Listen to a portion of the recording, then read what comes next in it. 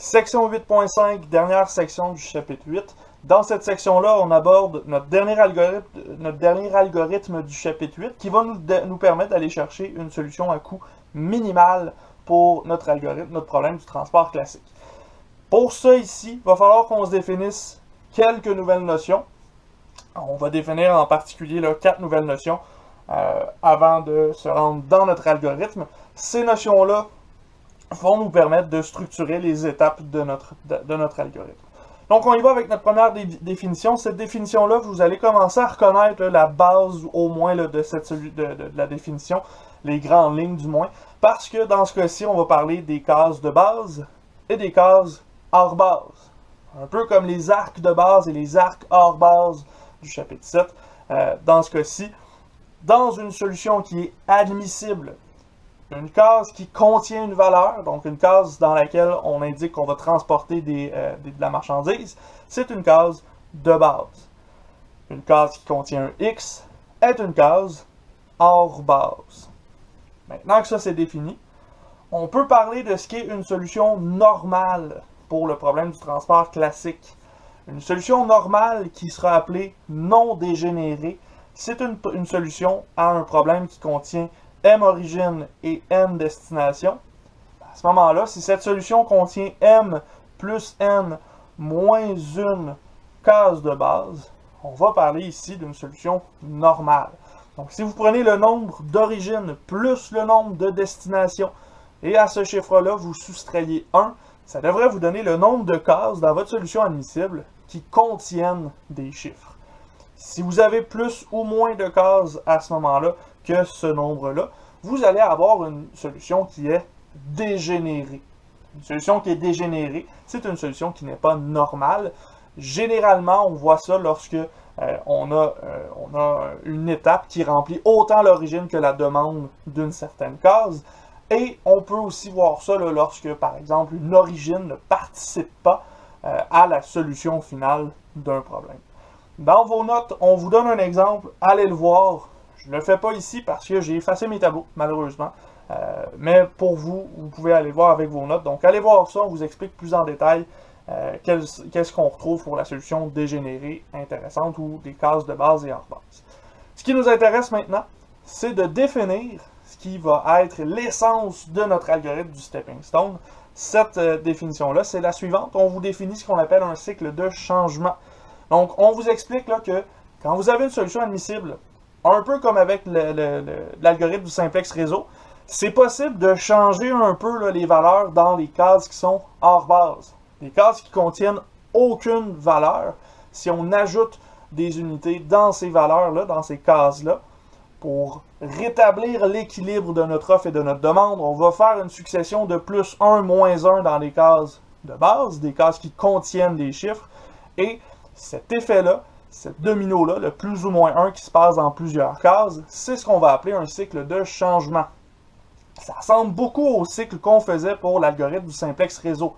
Vous vous souvenez, on avait des arcs hors base qui étaient à flot saturé ou à flot nul. Ces arcs hors base-là, on pouvait ajouter ou soustraire une unité de flot. Et ça entraînait un cycle de changement qui rétablissait le flot, qui rééquilibrait le flot dans notre réseau. Même chose ici, mais cette fois-ci, on va appeler ça un cycle de changement. Ce cycle de changement-là, on va le calculer pour chaque case hors base de notre problème, et on va aller chercher ce qu'on associe à ça comme étant le coût marginal de notre cycle de changement, c'est-à-dire le coût net, la différence nette sur le coût total de notre problème si on fait ce cycle de changement-là, plus ou moins 1 sur certaines cases de base, et qu'on essaie de redistribuer la marchandise d'une façon différente pour avoir un coût meilleur, un coût optimal minimal dans ce cas-ci. Donc, coût marginal, c'est la conséquence nette sur le coût total de notre transport si on fait un cycle de changement. On est maintenant prêt à traiter l'algorithme du stepping stone, l'algorithme du transport. Cet algo-là est relativement simple en soi parce qu'il contient trois étapes qu'on va faire souvent. Une étape qu'on fait une seule fois au départ et la seule étape qui est réellement compliquée, là, ce sera l'étape numéro 1, celle où on calcule nos coûts marginaux parce qu'on doit trouver des cycles de changement. Mais des cycles de changement, on va voir que c'est pas si difficile que ça à trouver. On va voir que, comme on a fait l'algo du simplex réseau, on est déjà quand même habitué à trouver des cycles. Donc, on regarde ça. On commence par définir qu'est-ce que cet algo-là va trouver. Ben, c'est une solution admissible à coût minimal. Un coût minimal, donc ici, on va réussir à trouver la solution qui coûte le moins cher possible. Et l'algo se déroule en 4 étapes, dont une qu'on fait une seule fois au tout départ, une étape d'initialisation de l'algo en quelque sorte. Donc l'étape 0, qui est en gros là, une étape où on trouve une solution initiale qui est non dégénérée. Ça peut être une solution qu'on trouve en regardant notre tableau, ça peut être une solution par le coin nord-ouest, par les coûts minimaux, par la méthode des pénalités. Peu importe la méthode qu'on décide d'utiliser, ça nous permet de trouver une solution initiale. Puis on s'assure qu'elle soit non dégénérée. Donc on s'assure que le nombre de cases de base corresponde au nombre d'origine plus le nombre de destination moins 1. Et avec ça, on peut faire l'algo qui nous intéresse par la suite.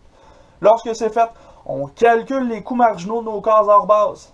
Pour faire ça, on doit trouver les cycles de changement associés aux cases hors base. Je vous donne ma façon à moi de le faire. Elle diffère un peu de celle dans les notes, parce qu'en réalité, dans les notes, on fait juste vous donner la solution. Là. Donc, on va voir comment est-ce qu'on fait pour se rendre jusqu'à là, comment est-ce que je structure ma démarche avec les cases hors base, là, un petit brouillon que je fais à côté. Et on va, par la suite, appliquer le cycle de changement qui donne un coût marginal le plus petit, le plus négatif, en réalité, parce que si les coûts marginaux sont tous positifs ou nuls, on a arrêté l'algo à l'étape numéro 1, parce qu'on a trouvé la solution qui est déjà optimale. Donc, on vérifie nos cycles de changement. C'est lequel dans ces cycles-là qui a le coût marginal le plus négatif. Et on s'assure, si on a deux coûts marginaux qui ont la même négativité, là, par exemple les deux sont à moins 7, on va prendre le cycle de changement qui admet le plus d'unités pour avoir le meilleur changement possible. Et finalement, étape 3, on retourne à l'étape 1 tant et aussi longtemps qu'on n'a pas atteint l'optimalité. On regarde ça dans un exemple, 8.5.1. On essaie de structurer qu'est-ce qu'on a fait comme étape, puis surtout qu'est-ce qui va se passer là, quand on trouve un cycle de changement, comment est-ce qu'on trouve un cycle de changement et des choses comme ça. Donc, exemple 8.5.1, vous avez déjà une solution initiale qui vous est donnée. Ça, ce sera le cas relativement souvent. Ça se pourrait qu'on vous demande quand même d'aller trouver une solution initiale, peut-être par un coin nord-ouest ou par une méthode des pénalités là, pour aller chercher deux évaluations de l'algorithme en même temps. Donc ici, la solution initiale, elle est donnée. Ce qu'on doit faire donc à ce moment-là, c'est d'aller calculer les coûts marginaux des cases hors base. Dans ce cas-ci, on identifie quelles sont nos cases hors base. On a défini tantôt que les cases hors base, ce sont les cases qui contiennent aucun chiffre. Les cases qui contiennent des X en réalité. Dans ce cas-ci, les X ne sont pas inscrits juste parce que je vais effacer mon tableau. Je vais effacer dans les cases souvent, je ne voulais pas avoir à effacer les X. Dans ce cas-ci, les cases hors base, ce sont les cases 2A, 3A, 3B et 1C. Ces quatre cases-là, on va devoir aller travailler pour trouver quel est le cycle de changement qui résulte de cette modification-là. On va le faire case par case, puis on va trouver des coûts marginaux associés à ces cases-là. Donc, on commence avec la case 2A. Case 2A, elle est ici. Elle a un coût de 11. Comme elle est vide, la seule chose qu'on peut faire, c'est ajouter une unité. Pour symboliser qu'on ajoute une unité, on se fait un plus juste en dessous du coût dans notre tableau. Et pour ajuster ce plus-là, je vais devoir ajuster la modification dans des cases qui sont de base. Donc des cases qui ont déjà des valeurs. Pour faire ça, je vais commencer par la colonne, parce que la colonne contient une seule case de base, donc c'est un choix évident. Si j'ajoute des unités dans la case 2A, pour équilibrer ma modification, j'en enlève dans la case 1A. Ensuite de ça, à partir de la case 1A, je vais aller voir dans la ligne 1 où sont les autres cases de base. La seule autre case de base, c'est la case 1B. Pour ajuster le négatif que j'ai fait ici, je vais devoir faire un positif dans la case 1B. Ensuite de ça, dans la colonne B, je vais devoir trouver une autre case de base pour ajuster le plus que j'ai fait. La seule case de base que j'ai, c'est la case 2B. Et pour ajuster, je dois faire un moins. On peut quand même vérifier qu'on vient de trouver un cycle. Si j'ajoute à 2A, j'enlève à 2B, ça ici, ça s'équivaut. Ça va être équilibré. Si j'ajoute à 2A, j'enlève à 1A, ça s'équilibre. Si j'enlève à 1A, j'ajoute à 1B, ça s'équilibre. Si j'ajoute à 1B, j'enlève à 2B, ça s'équilibre aussi. En réalité, plus, moins, on vient d'annuler dans la première ligne, dans la première colonne plutôt. Plus, moins, on a annulé aussi dans la deuxième colonne. Plus, moins pour la première ligne, plus, moins pour la deuxième ligne. Tout est équilibré ici. Ce que je fais à ce moment-là, moi, c'est que je prends en note qu'est-ce que j'ai fait comme changement. Donc, la case 2A plus 1, la case 1A moins 1, la case 1B plus 1 et la case 2B moins 1. Le cycle de changement, c'est ça ici, c'est les modifications que j'ai faites dans ces 4 cases-là dans ce cas-ci. Ce cycle de changement-là va avoir un coût marginal. Comment est-ce que je calcule le coût marginal?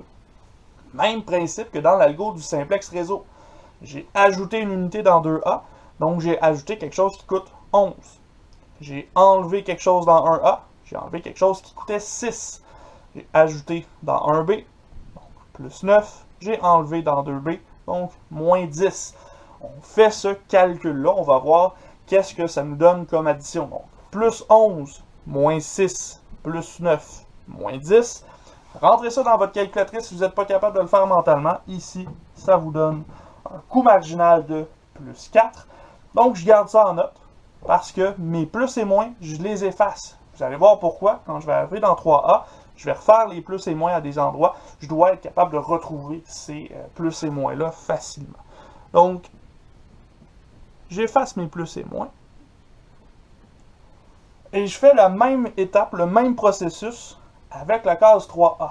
Donc, 3A, je me donne un petit peu plus d'espace là. Cette case-là, qui est en bas ici, elle est vide. La seule modification que je peux faire, c'est d'y ajouter une unité de flow, une unité de marchandise, si vous voulez. Ensuite de ça, je vais rééquilibrer ce que j'ai fait dans la colonne A. Donc, j'enlève 1 à la case 1A. Et pourquoi est-ce que j'ai pas choisi la case 2A? Ben, la case 2A, à ce moment-ci, comme je suis dans le contexte de la case 3A, celle-ci, la case 2A, elle est hors base. J'y touche pas. Donc, je vais seulement toucher aux cases de base. 1A, ça fait partie des cases possibles. Maintenant, je viens de faire une modification à la ligne 1. Je dois aller équilibrer. Ligne 1, je vais aller équilibrer à la case 1B. Comme j'ai enlevé une unité, j'en ajoute une ici. Donc, 1B tombe à plus 1. Comme j'ai ajouté à la case 1B, pour équilibrer la colonne B, je dois soustraire à la case 2B. Donc, 2B devient moins 1. Et là, si je voulais vérifier comme tantôt, ben, je me rends compte que la ligne 2, elle est négative, on a enlevé une unité, et la ligne 3, elle est positive. Donc, j'ai pas encore atteint l'équilibre. Ça veut dire que c'est pas toujours des cycles de 4 cases qu'on va avoir. Ça se pourrait que j'ai plus de cases. Dans ce cas-ci, je vais en avoir 6 des cases, parce que j'ai modifié la ligne 2. Donc, je dois aller corriger avec la case 2C. Comme j'ai enlevé ici dans 2B, je vais ajouter dans 2C. Et là, je viens de modifier la colonne C. Donc, je dois rectifier ça en équilibrant avec la case 3C. 3C devient moins 1. Et là, on voit que chaque colonne est équilibrée. Plus, moins, B, plus, moins, et C, plus, moins. Chaque ligne aussi est équilibrée. Plus, moins, plus, moins, plus, moins. On vient d'avoir un équilibre dans ce cas-ci avec un cycle de 6 cases dans ce cas-ci plutôt que 4 comme on avait tantôt. À ce moment-là, vous calculez le coût marginal de cette case-ci. La case 3A, on a plus 16, moins 6, plus 9, moins 10, plus 7, moins 10. Vous additionnez tout ça, vous devriez obtenir plus 6 pour ce coût marginal-là. Un autre coût marginal qui est positif. Je vous rappelle que nous, on cherche les coûts marginaux qui sont négatifs, mais on doit quand même aller vérifier si la case 3B a le même type de problème et si la case 1C aussi, avant de mettre fin à notre étape. Donc à ce moment-ci, j'efface mes plus et mes moins parce que j'ai déjà la trace de mon calcul. Et je poursuis avec la case 3B. La case 3B, elle est vide. Tout ce que je peux faire, c'est lui additionner une unité. Donc, plus 1 pour 3B. Et là, je voudrais régler la colonne B, mais j'ai deux choix dans ce cas-ci. 2B ou 1B. Si vous n'êtes pas certain du choix que vous devez faire, allez plutôt à la ligne 3. Ce sera plus facile dans ce cas-ci. Ligne 3, il y a un seul choix, 3C. Pour équilibrer, je vais soustraire ici. Donc 3C devient moins 1. À ce moment-ci, la colonne C est débalancée, donc il va falloir que j'ajuste avec la case 2C. La seule case possible. J'ajoute à 2C. Et pour rééquilibrer la ligne 2, je vais aller soustraire à 2B. Et là, remarquez que dans chaque ligne, et dans chaque colonne et dans chaque ligne, j'ai un plus et un moins, c'est assez équilibré. Je viens de trouver un cycle de 4 cases. Je calcule le coût marginal à ce moment-ci. Dans ce cas-ci, on avait plus 12, moins 10, plus 7, moins 10. On a un coût marginal de moins 1 ici. Un premier coût marginal négatif, c'est encourageant. Ça veut dire qu'il y a peut-être une modification à faire pour obtenir un meilleur coût total, une meilleure solution dans ce cas-ci. On poursuit avec un C, puis on va voir qu'est-ce qu'on peut faire pour terminer cet algo-là. Terminer au moins cette étape-là de l'algo. Donc, j'efface mes plus et moins, encore une fois. Et là, je me déplace à la case 1C. La case 1C, encore une fois, c'est une case vide, donc j'ajoute une unité.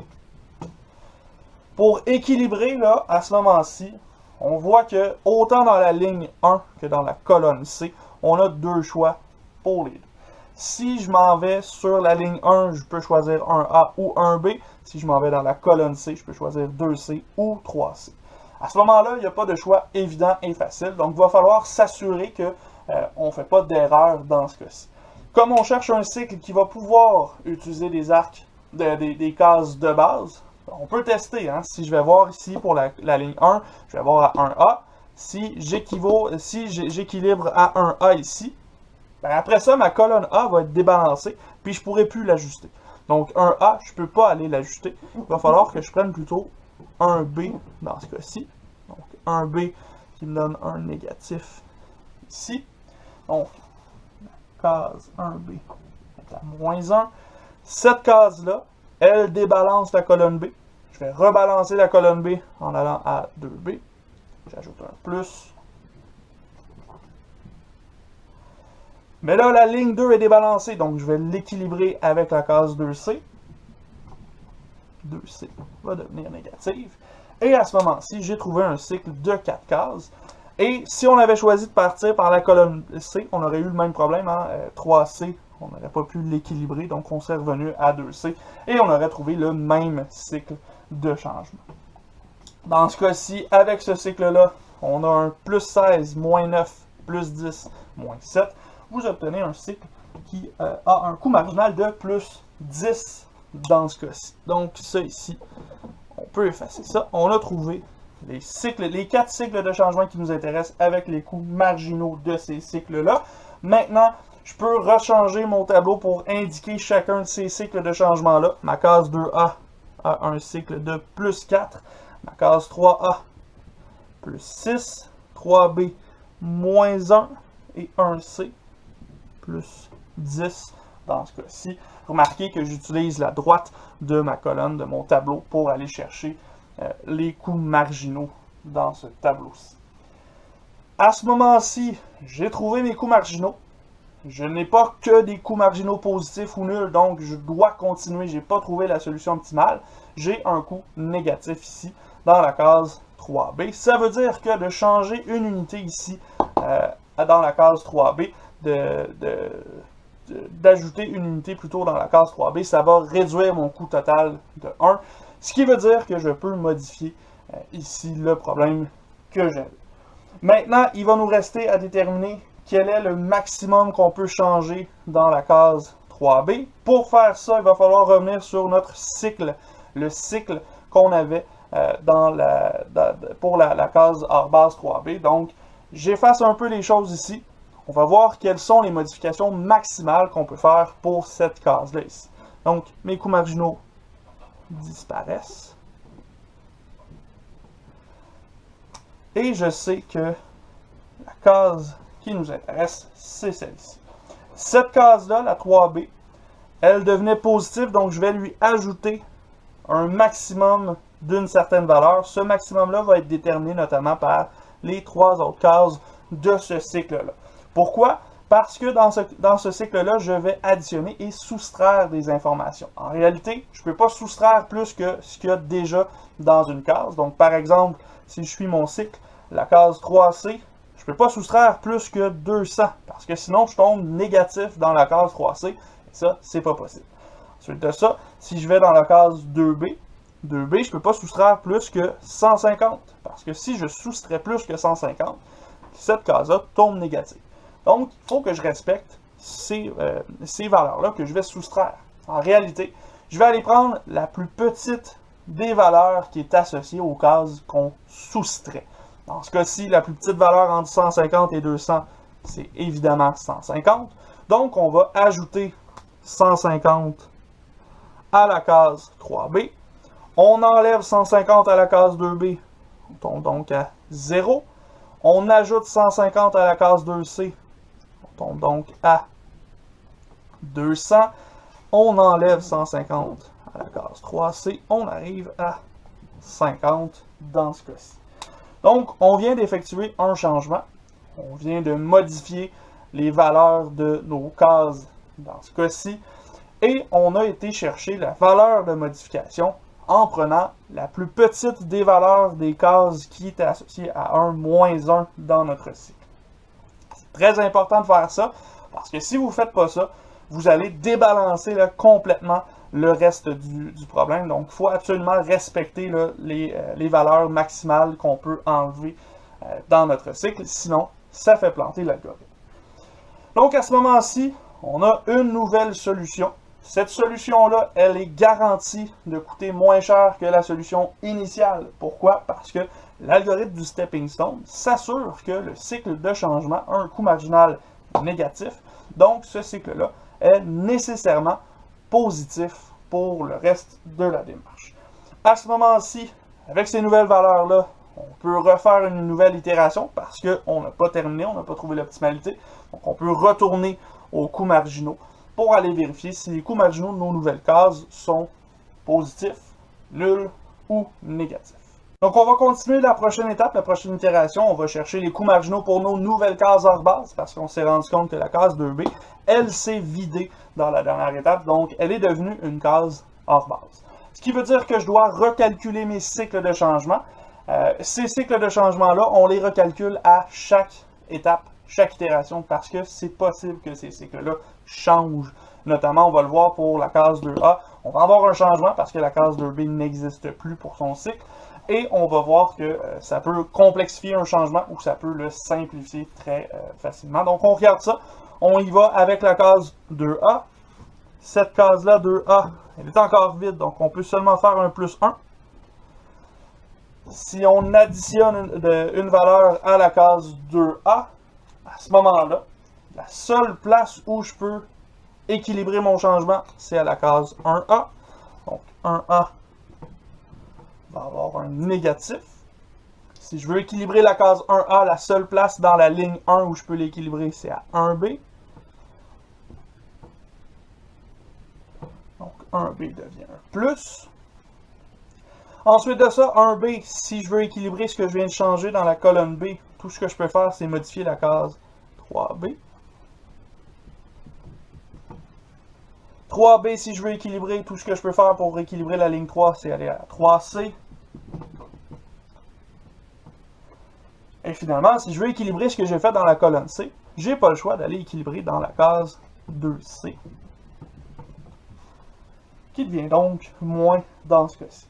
On remarque que tantôt, le cycle qu'on avait trouvé contenait 4 cases. Maintenant, on en a 6. Donc, le fait d'avoir changé 2B, ça a changé complètement le cycle de 2A. Donc, ce cycle-là est devenu beaucoup plus gros. À ce moment-ci, on peut quand même calculer le coût marginal de ce cycle-là.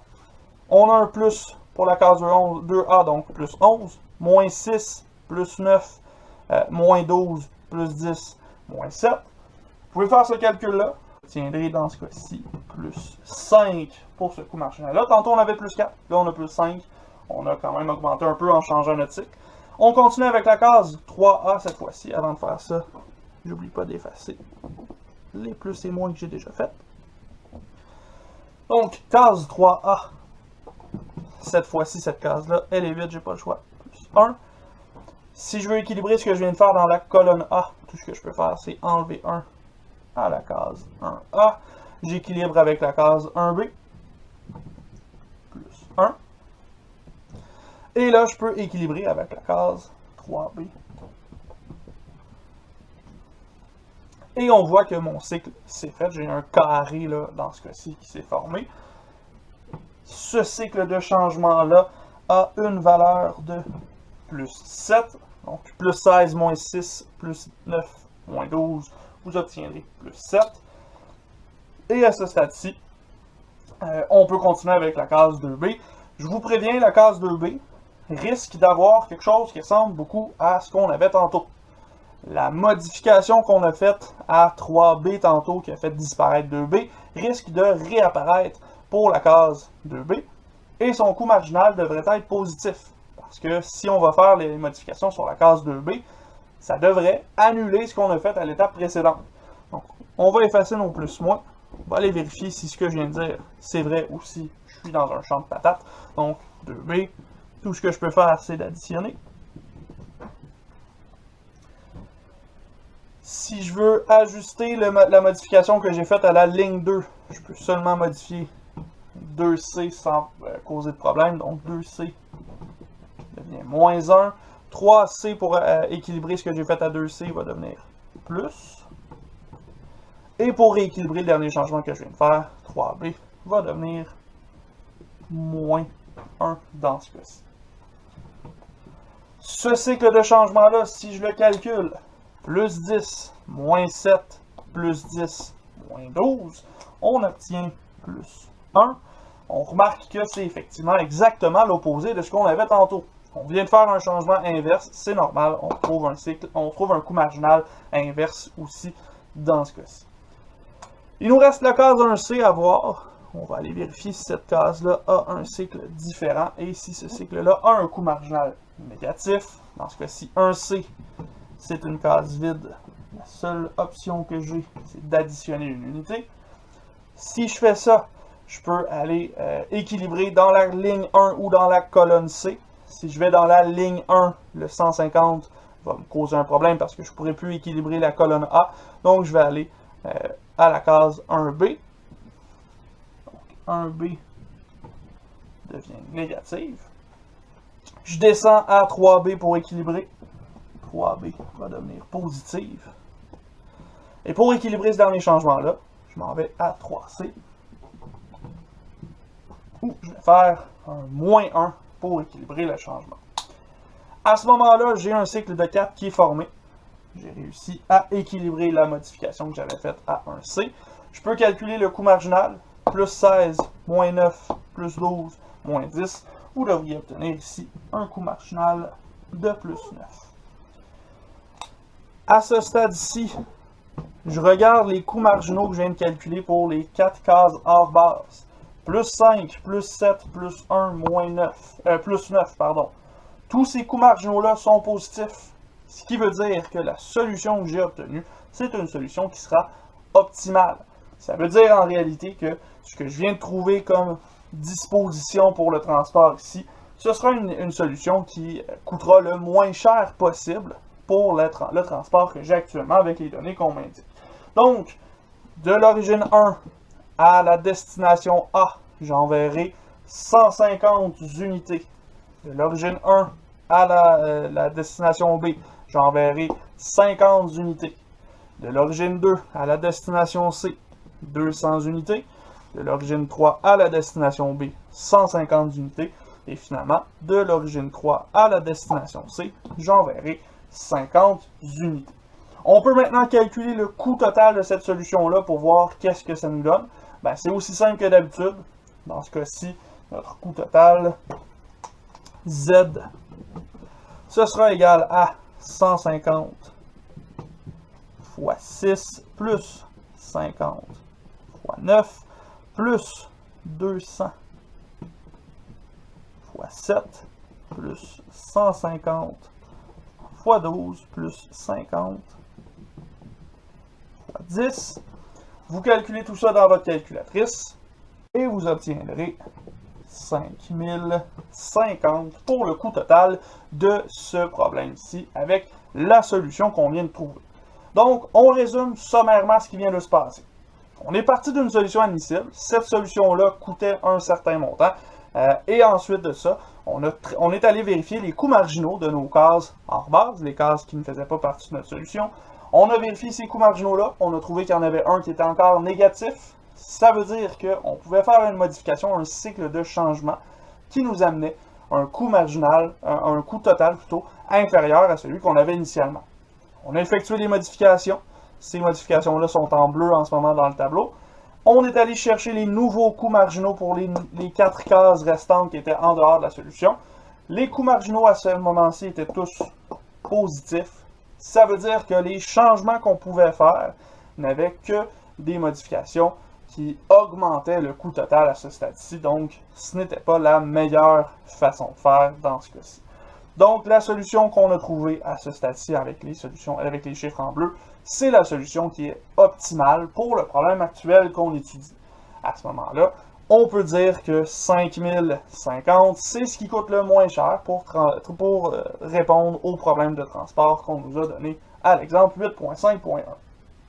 Maintenant, à votre tour, vous avez l'exercice 8.5.2 à faire. J'ai retranscrit le tableau ici. J'ai mis la solution dans ce tableau-là. Vous devriez obtenir cette solution-ci pour le coût minimal de l'exercice 8.5.2. Donc, essayez ça. Revenez dans la vidéo sur l'algorithme si c'est nécessaire. Vous devriez être en mesure d'arriver à cette solution-ci. Si jamais vous avez de la misère, n'hésitez pas à contacter Francis ou moi pour obtenir cette solution-là. On pourra vous aider sans problème avec tout ça. Pour l'instant, section 8.5, c'est terminé. Donc, chapitre 8, c'est terminé. Ce qui veut dire qu'on se revoit dans une prochaine vidéo avec le chapitre 9. Donc, faites votre devoir du chapitre 8 avant de vous rendre dans le chapitre 9. Ça va être mieux pour vous. Vous devriez être en mesure de faire tout ça.